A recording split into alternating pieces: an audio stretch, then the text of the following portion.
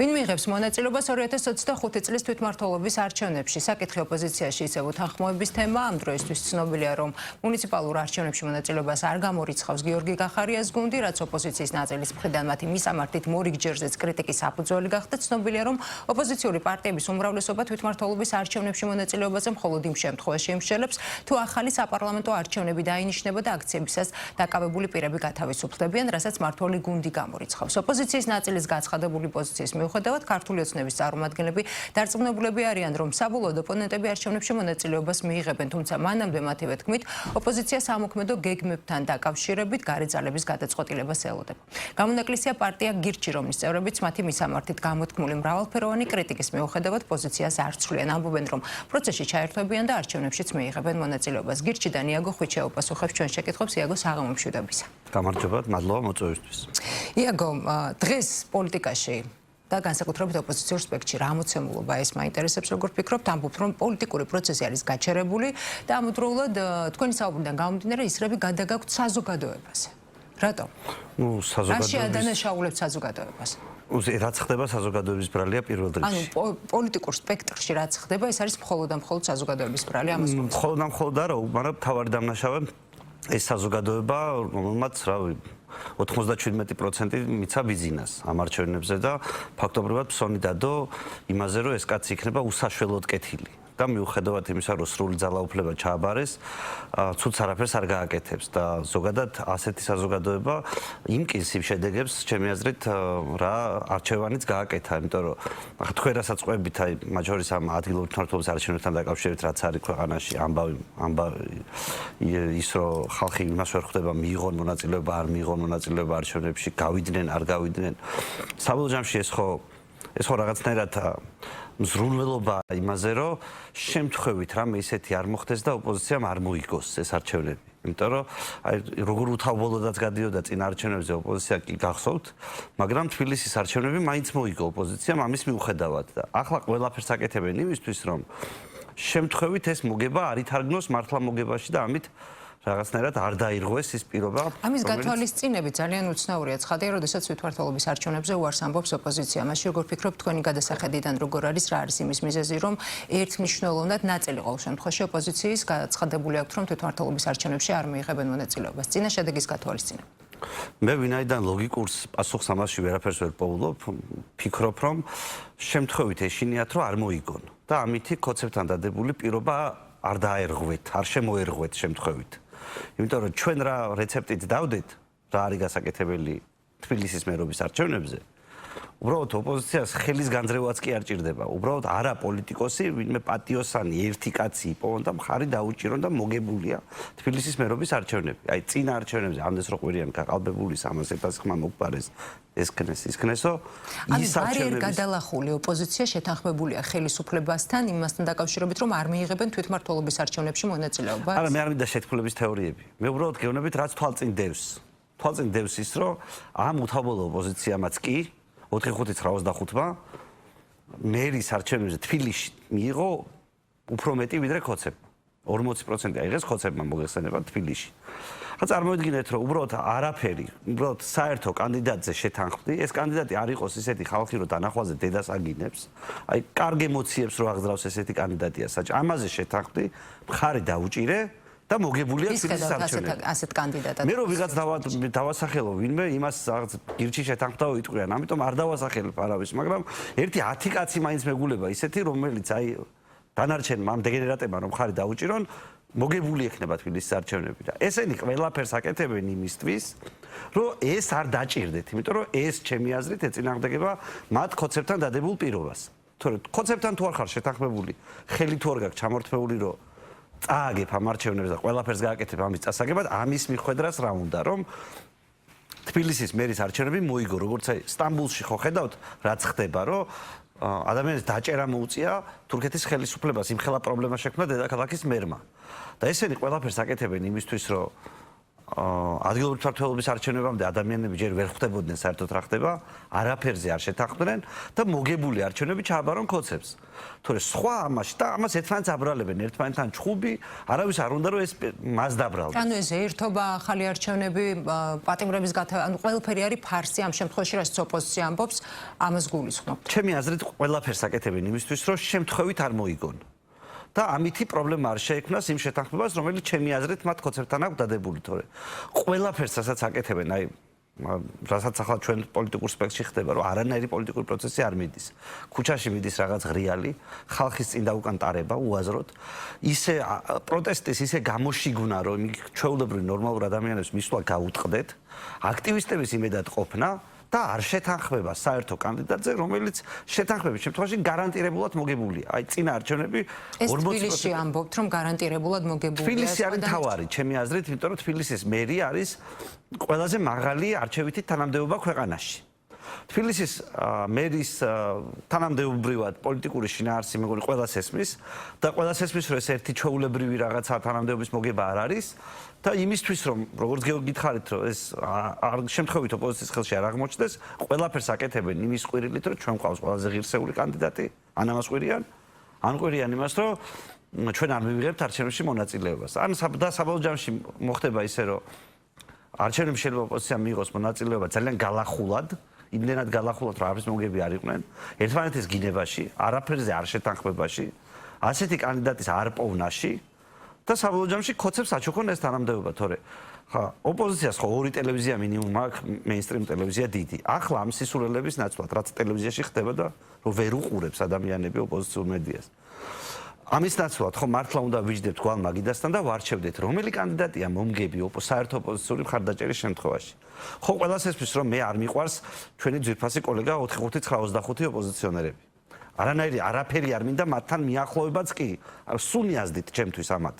მაგრამ მე ხო მესმის, რომ თუ ნორმალური პატიოსანი, არამათიანი, ისე როგორც არაჩემიანი, კაცი დასახელდება, მეც ვალდებული ვარ მხარი დავუჭირო და მოვიგოთ. თუმცა ის უნდა ითქვას, იაგო, რომ არც მათი მხრიდან შეინიშნება განსაკუთრებული სიმპათიები თქვენი მისამართი. როგორ ჩვენ ხო სულ პირში ვუზრახავთ ხოლმე და არავის არ მოწონს, როცა პირში უზრახავენ. შესაბამისად, ისინი არ ჯდებიან. მე ხო არასდროს არ მithქვამს უარი მათთან დებატებში დაждდომაზე. თქვენ მაინც ხართ მოწმე. და ან არ მოდიან, არ როცა მოდიან, ისე იქცევიან, რომ მოსვლა არ მოხვიდე ჯობია.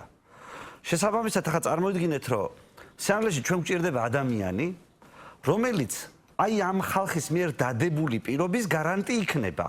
ანუ პატიოსანი კაცი, რომელიც დაინახავს, რომ ქვეყანას ჭირდება მისი დახმარება, ამ გიჟებთან დაждდება და მათგან წამოიღებს რა უნდათ მათ, ჩემამდე მოიტანს, ისე როგორც სხვასთან მიიტანს და ერთმანეთთან აი ამას ეს უნდა, მე ამას აღვასრულებ ამ კაცის სახელით მხარდაჭერის სანაცვლოდ, აი ამას ჩამოწერს და მოგებულია თბილისის არჩევნები. ყველას ესმის, რომ მოგებულია თბილისის არჩევნები. მაგრამ აი ეს მოსყიდულები, ჩემი აზრით, იმიტომ რომ ვიღაცა შეიძლება თulis მათ შორის ჩვენთან სანდროს მაგალითად მიაჩნია, რომ ესენი უფრო იდიოტები არიან, ვიდრე ყველა მოსყიდული. მაგრამ მე ვფიქრობ, რომ ამდენი ყველა ასეთი იდიოტი ვერ იქნება. მათი დიდი ნაწილი თავში ვინც არიან, ისინი მოსყიდულები არიან ჩემი აზრით და ისინი ყველაფერს აკეთებენ, რომ კოცებს აჩუქონ თბილისის და სხვა შეიძლება მერის თანამდებობაც. ხა მე ამას ხელს ვერ შევუშლი. ვერ შევუშლი იმ გაგებით, რომ 97%-მა იცით, რომ მე არ ამირჩია. სხვები აირჩიეს, აი ეს კონცერტი აირჩიეს და ურჩევნიათ, რომ აქციაზე უაზროდ იარონ, ვიდრე აზრიანად დაждდნენ, კაცი იპოვონ. აი, რამდენს იძახიან, რამდენი ადამიანი უჭერს ხარს, მაგალითად დავით დოიაშვილს. ერთმა კაცმა თქვა, რომ მოდი ეს კაცი მერობის კანდიდატი იყოს. იქნება იგებს ამ საყოველთაო მხარდაჭერის ფონზე. ხო არავინ ამაზე არ ლაპარაკობს და მე ვიცი, რომ ასეთი კალიბრის ერთი 10 კაცი კიდე იქნება ქვეყანაში. ეს უბრალოდ ახლა რადგანაც ბოლო პერიოდის გმირი არის, აქტუალური გახდა ბოლო პერიოდში, მაგიტომ ამბობ. მაგრამ ხო არავინ არ ხსნის მედიას ამაზე სალაპარაკოთ. პირიქით, მედიები არის არ მივიღებთ არჩევნებში მონაწილეობას, გინება მიდის ამ არჩევნების, შეურაცხყოფა მიდის იმ ხალხის, ვინც არჩევნებში აპირებს მონაწილეობას, მათ აბრალებენ იქ დაჭერილი ხალხის მშობლების და მათი ინტერესების ღალატს და ასე შემდეგ და პარალელურ რეჟიმში ყველა ემზადება არჩევნებისთვის. ესენი. ოღონდ ემზადებიან არჩევნებისთვის წასაგებად. და მე არ ვიცი ამას როგორ უნდა უშველო, მაგრამ აგერ არის საზოგადოება, ქართველი ხალხი, დააკვირდით ხალხო ამას, რომ სინამდვილეში ყველას ესმის, რომ მოგებადია ეს ამბავი, მაგრამ ყველა ჩალიჩობს იმას, რომ არ მოიგონ. როგორც ხდებოდა მანამდე საპარლამენტო არჩევნებზე, როგორც ხდებოდა მანამდე სხვა არჩევნებზე, რომ ყველაფერს აკეთებდნენ, ოღონდ არ მოეგოთ. შეიძლება მოეგოთ ოპოზიციის შიგნით, მაგრამ ქართული ოცნებისთვის არ უნდა მოეგოთ. შეიძლება ვიკამათოთ, რომ ეს მოსყიდულები რო არიან, იმიტომ არის ეს ყველაფერი, სულელები რო არიან, იმიტომ არის ეს ყველაფერი, მაგრამ ფაქტი ხო არის, რომ მოსაგებ შანს უშვებ ხელიდან საკუთარი უმოქმედობით ან არასწორი მოქმედებით. გირჩი, მეორეს მხრივ რომ შევხედოთ, გირჩისთვის არ არის თქვათ მისაღები, აი ეს მოცემულობა და პირიქით ხელსაყრელიც კი. ჩვენთვის ხელსაყრელი არის, რომ ესენი არ მიიღებდნენ მონაწილეობას არჩევნებში. ნახეთ, ის შანსი, გაქვთ თუ არა იმის შანსი, რომ თვითმმართველობის არჩევნებში თუ კი თქვენ მიიღებთ. და პირობითად შესაძლებელია ვთქვათ, გახარიას პარტიამ მიიღოს მონაწილეობა, ოპოზიციური ხმები წამოიღოთ. არა, ჩვენ 3% ავიღეთ წინა არჩევნებზე. ჩვენ მათემატიკა გვესმის, მათემატიკის შინაარსი და ვიცით, რომ 3%-ით შენ როცა ხარდაჭერა გაქვს, შენ ვერ შეცვლი ამ ადამიანების გაუკმართებულ ტვინებს. ამისთვის ბევრია საჭირო. მაგრამ მე ვიცი ის, რომ ვინც 60 მიიღო თბილისში, აი ის ხალხი ერთად ერთი და იგივე ხაზზე რო დაჯდეს, ერთი და იგივე პროპაგანდა რო აწარმოონ, ერთი და იგივე კანდიდატს რო დაუჭირონ, ხარი? თამაში მოგებულია. უბრალოდ 3%-დან ამის გაკეთება შეუძლებელია. ქართულ ხალხსო, ჩემთვის მოეცა 60% დედაქალაქში, თავისთავად ცხადია, რომ მე ამას ვიზამთი.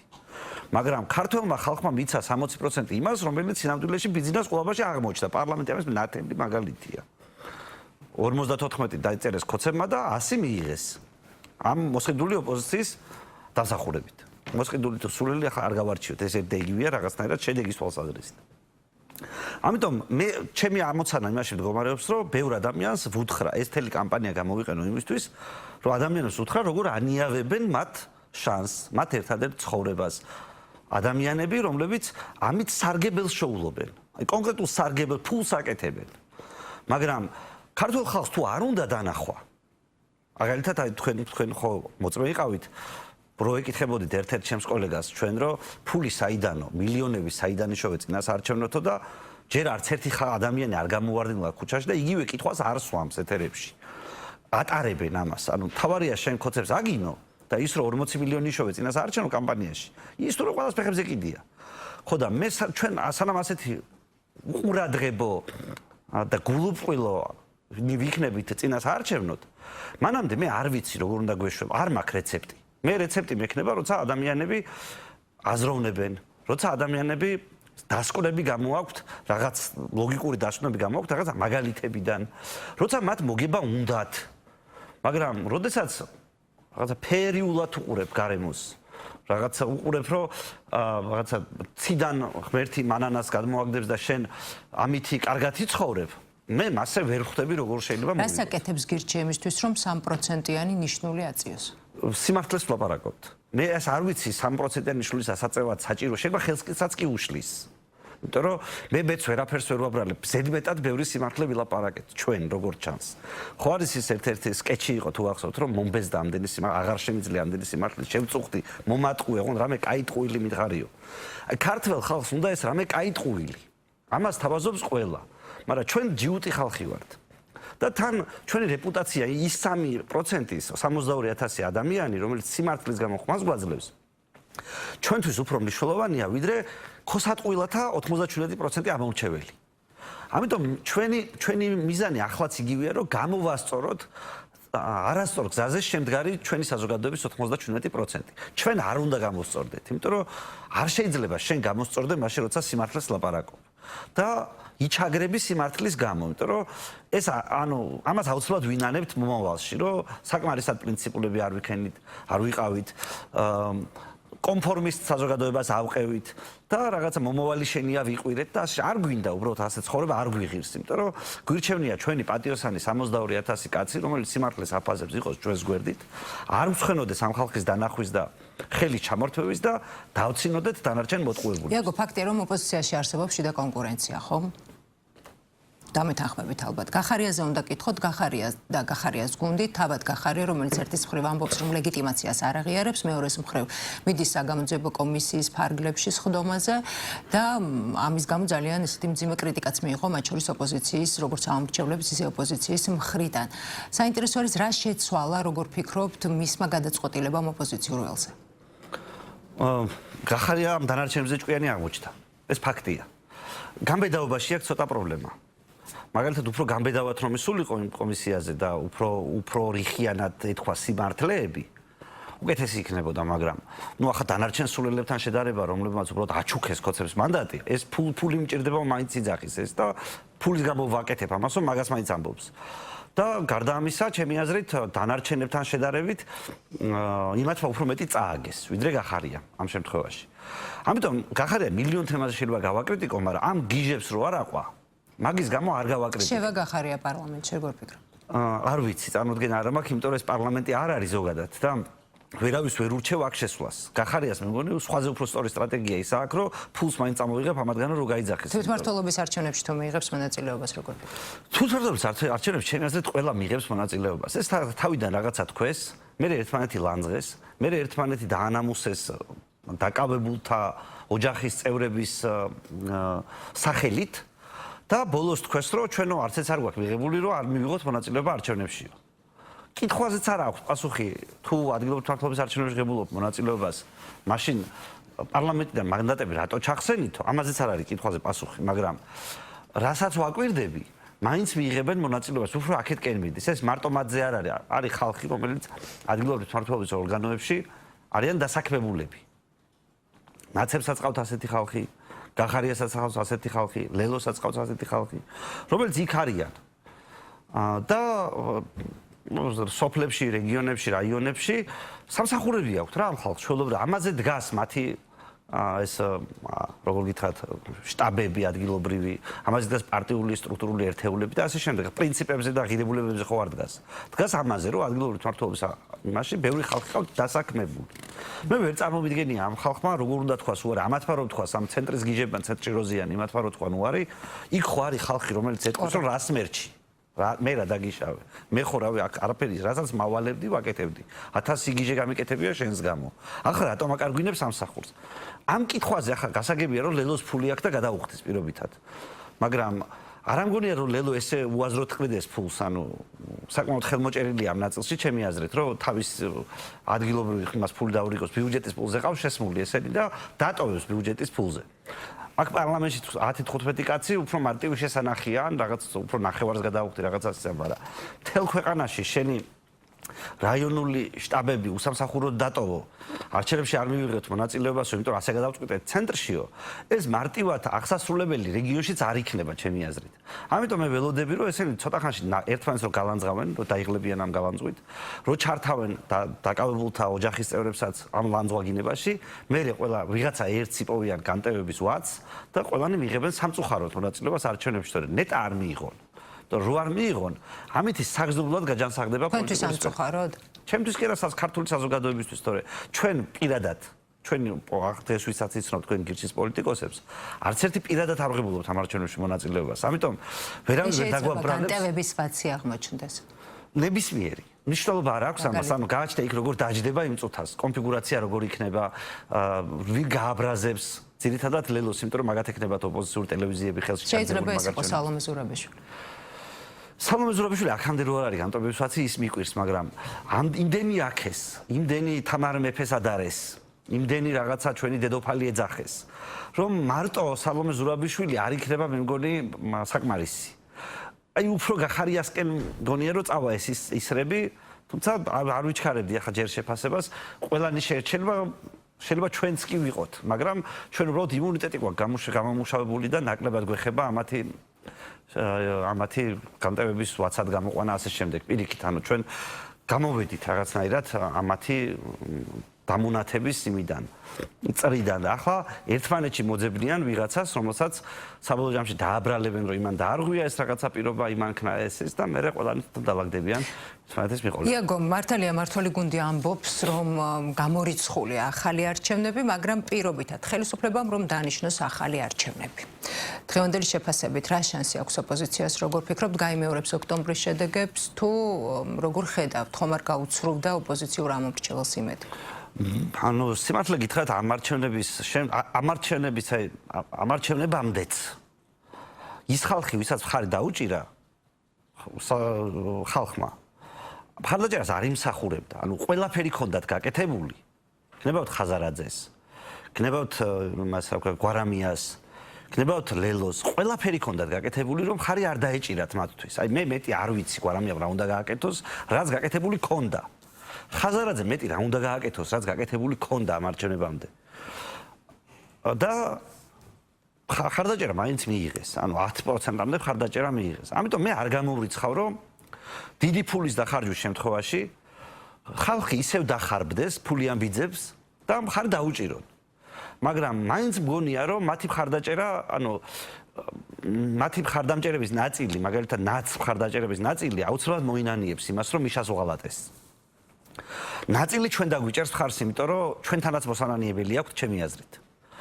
მაგრამ ჩემი აზრით ასევე ბევრ ფულს დახარჯავენ. მოგეხსენებათ, ახლა ფული არ აკლიათ.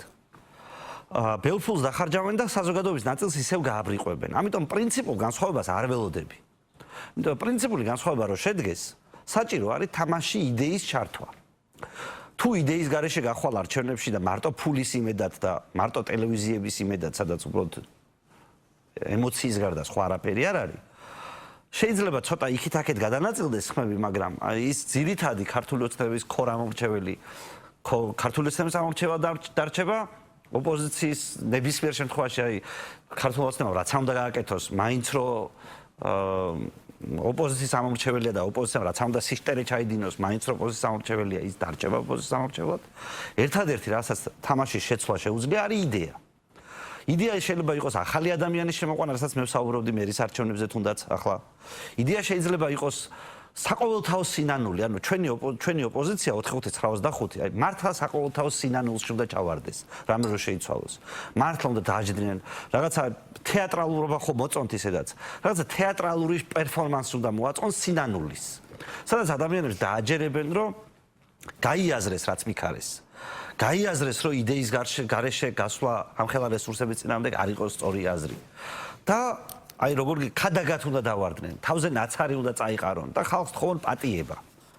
ამან შეიძლება შეცვალოს რაღაცა და იფიქრონ იდეებზე.